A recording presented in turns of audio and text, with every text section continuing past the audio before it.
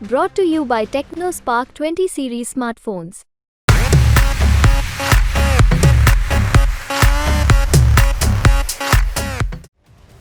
Iran ने Israel का एक जहाज कब्जे में ले रखा है। जहाज पर कुल 25 लोग सवार हैं, जिनमें 17 भारतीय हैं।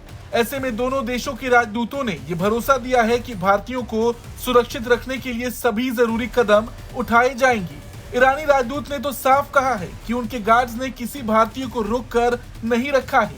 अब देखा जाए तो भारत के संबंध दोनों ही देशों से अच्छे रहे हैं। ईरान और इजराइल में भारतीय भी बड़ी संख्या में रहते हैं और ऐसे में जो जहाज ईरान ने कब्जे में लिया है, उसको लेकर लगातार भारत दोनों ही देशों से बातचीत में लगा है। बड़ी बात यह है कि एक मीडिया एजेंसी से बात करते हुए ईरानी और इजरायली राजदूतों ने भारतीयों को सुरक्षा का भरोसा दिलाया है। ईरानी राजदूत इराज इलाही ने इजराइल से जुड़े एक मालवाहक जहाज को जब्त करने को लेकर कहा है, जहाज से हिरासत में लिए गए भारतीय चालक दल के सदस्य जब चाहें वहां से जा सकते हैं। ईरानी राजदूत ने यह भी कहा कि भारतीय दल में एक महिला भी थी, लेकिन ईरानियों ने उनको गिरफ्तार नहीं किया है और उन्हें जहाज के कप्तान ने पकड़ रखा है। इस मुद्दे पर दिल्ली और तेहरान समन्वय कर रहे हैं। वहीं भारत में इजराइल के राजदूत नाओर गिलोन ने इस मुद्दे पर कहा कि क्या पायरेसी करना वैध है? जहाज अगर इजराइल के स्वामित्व में है तो क्या उसे जब्त किया जा सकता है?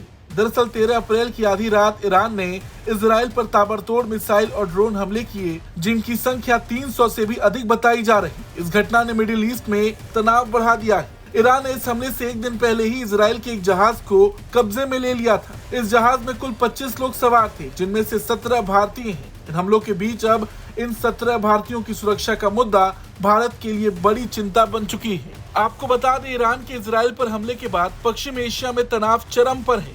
कब इजराइल ईरान पर हमला कर दे, इस बात ने कई देशों को चिंता में डाल रखा है। ऐसे में ईरानी राजदूत इराज इलाही ने कहा है कि इजराइल जिस तरह का रवैया अपनाए हुआ था, उसे देखते हुए जवाब देना जरूरी था। इलाही ने कहा, हम इजराइल को सख्त संदेश भेजना चाहते थे कि ईरान अपनी सुरक्षा और राष्ट्रीय हितों की रक्षा के लिए गंभीर है।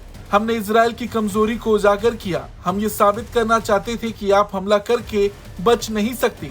इजराइल ईरानी वाणिज्य दूतावास को नष्ट करके भाग नहीं सकता है। वहीं इजरायली राजदूत ने समय आने पर अटैक का जवाब देने की बात कही है। नाओर गिलोन ने कहा है कि हमें ईरान को संदेश भेजना होगा कि उसे इसकी कीमत चुकानी होगी। इजराइल हमेशा ईरान समर्थित समूहों के साथ युद्ध में रहा है। वर्षों से ईरान ने हूती, हिजबुल्लाह जैसे प्रॉक्सी का समर्थन किया है। खैर, देखना ये होगा कि इजराइल ईरान पर पलटवार कब करता है। आपको क्या कुछ लगता है, कमेंट करके जरूर बताएं।